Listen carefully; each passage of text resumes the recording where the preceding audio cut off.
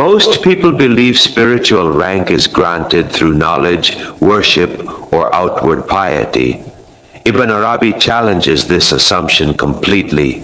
He teaches that your true spiritual station is not decided by how much you know or how much you show, but by how much of your nafs you have purified. Until the nafs is refined, every spiritual claim remains an illusion. According to Ibn Arabi, the purification of the nafs is not a secondary step on the spiritual path. It is the axis upon which all spiritual ranks turn. The nafs is not merely a source of desire or sin, but a mirror through which reality is perceived. If the mirror is distorted, the truth appears distorted, no matter how sacred the knowledge one possesses. Ibn Arabi explains that spiritual rank is not assigned by external authority, nor measured by public recognition.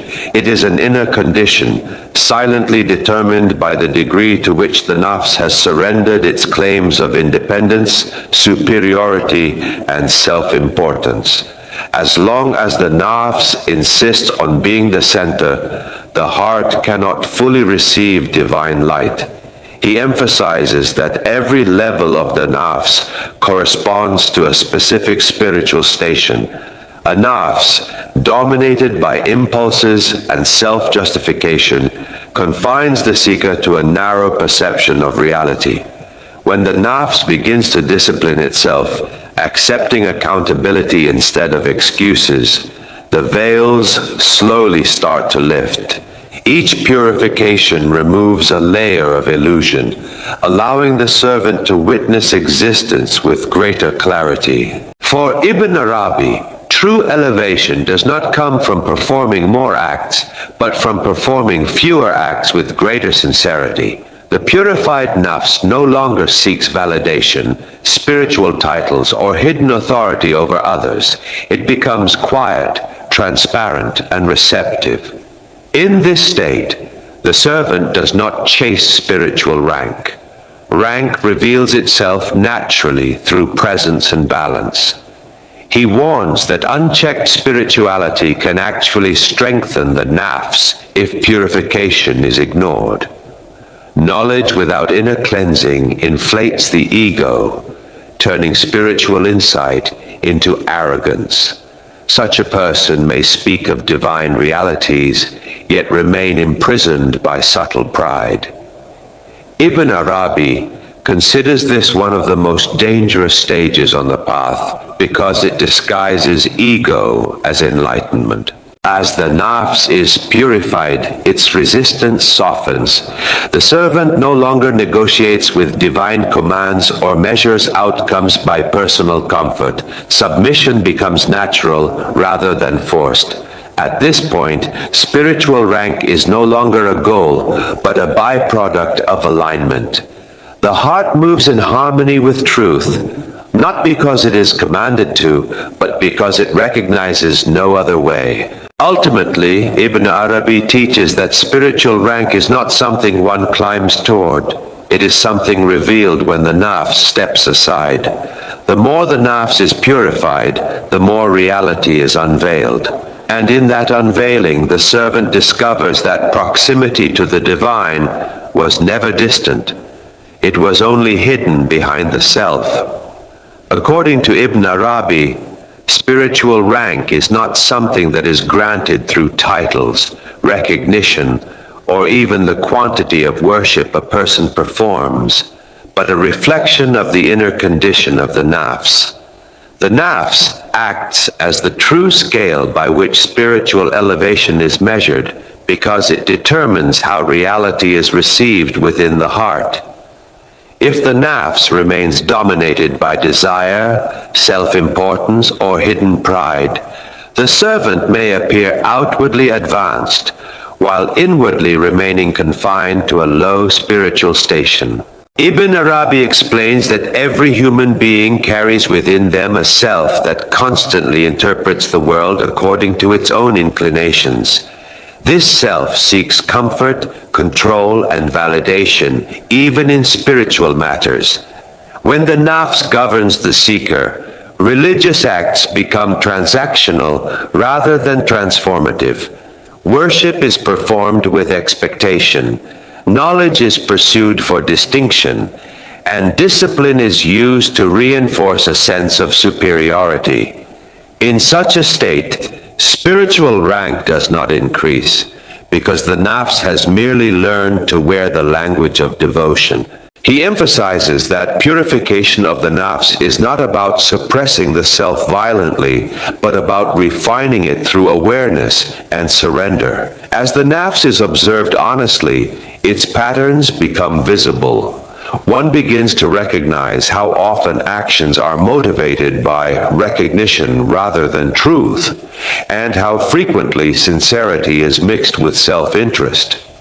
This recognition itself marks the beginning of elevation, because spiritual rank begins where self-deception ends. For Ibn Arabi, the Nafs exists in stages, and each stage corresponds to a distinct spiritual capacity. A Nafs ruled by impulse restricts perception to the surface of things. A disciplined Nafs allows access to meaning beyond appearances. A purified Nafs no longer interferes with perception at all, becoming transparent to divine. Ibn Arabi repeatedly warns that knowledge, when pursued without the purification of the Nafs, becomes one of the most subtle instruments of ego reinforcement.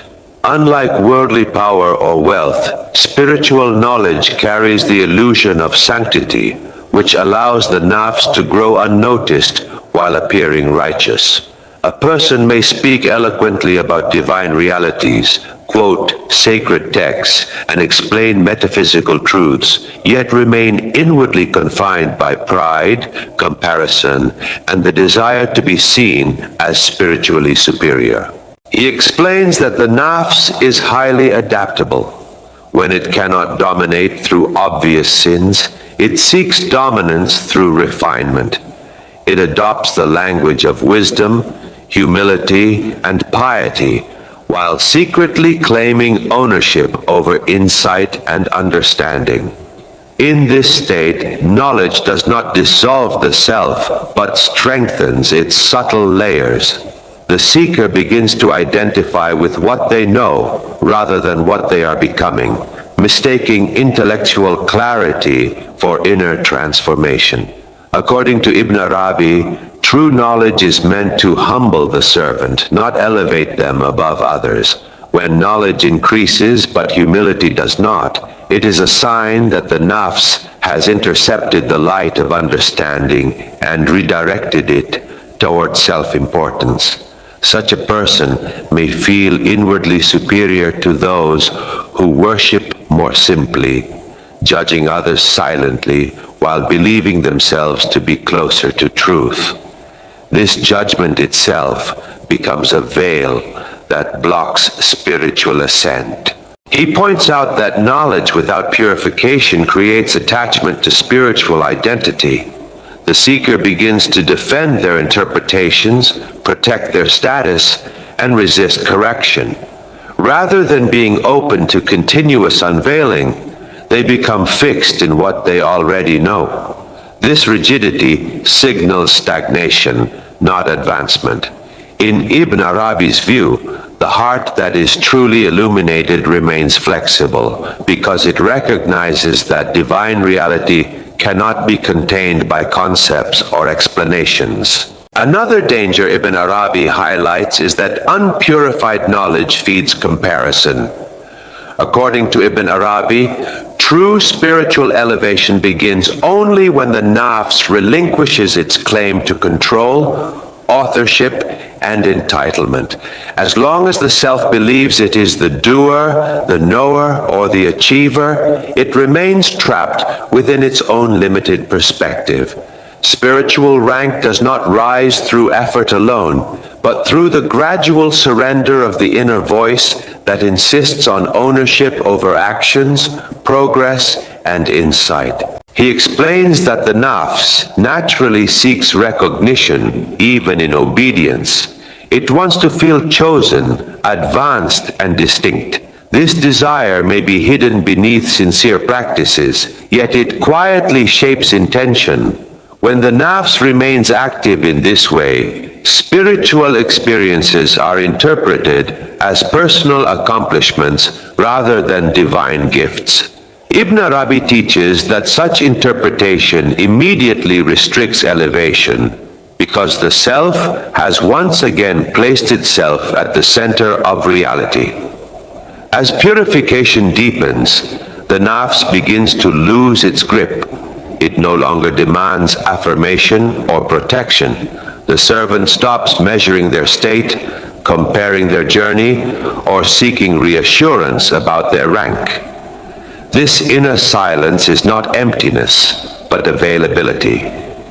In this availability, divine guidance flows without obstruction, and actions arise naturally rather than through calculation. Ibn Arabi emphasizes that surrender is not passivity, it is the highest form of alignment. When the nafs surrenders, resistance dissolves, commands are no longer negotiated, and outcomes are no longer controlled. The heart moves in harmony with divine will, not because it has forced itself to obey, but because it recognizes no separation between obedience and peace. He describes this stage as a return rather than an ascent. The seeker does not feel elevated above others, but deeply grounded within reality. There is no sense of superiority because the nafs no longer compares. There is no urgency to teach, correct, or display understanding because truth is no longer used to assert identity. The servant becomes present, attentive, and balanced, reflecting wisdom without effort. At this level, spiritual rank is not perceived as a position. It is experienced as stability. The purified nafs no longer fluctuates between pride and despair, hope and fear, expansion and contraction. It accepts whatever appears as a manifestation of divine wisdom. This acceptance does not numb the heart. It refines sensitivity. The servant becomes more aware, not less, but without emotional turbulence. Ibn Arabi also teaches that when the nafs surrenders, actions lose their heaviness. Worship is no longer burdensome, patience is no longer forced, and trust is no longer a concept to be practiced. These qualities arise spontaneously because the self has stopped interfering. What once required struggle now flows as a natural expression of alignment. He warns that many seekers mistake effort for surrender. They exhaust themselves trying to annihilate the nafs, when in reality the nafs dissolves through recognition, not violence. True surrender occurs when the servant sees the limits of their own will and allows divine will to move through them without obstruction. In the final stage, Ibn Arabi describes, the nafs becomes a servant rather than a ruler. It no longer commands perception or intention. It takes its proper place within the order of creation. At this point, spiritual rank is no longer something the servant seeks or recognizes. It becomes invisible to the self and evident only through balance, humility, and presence. This is why Ibn Arabi insists that the highest elevation is revealed only when the nafs steps aside completely.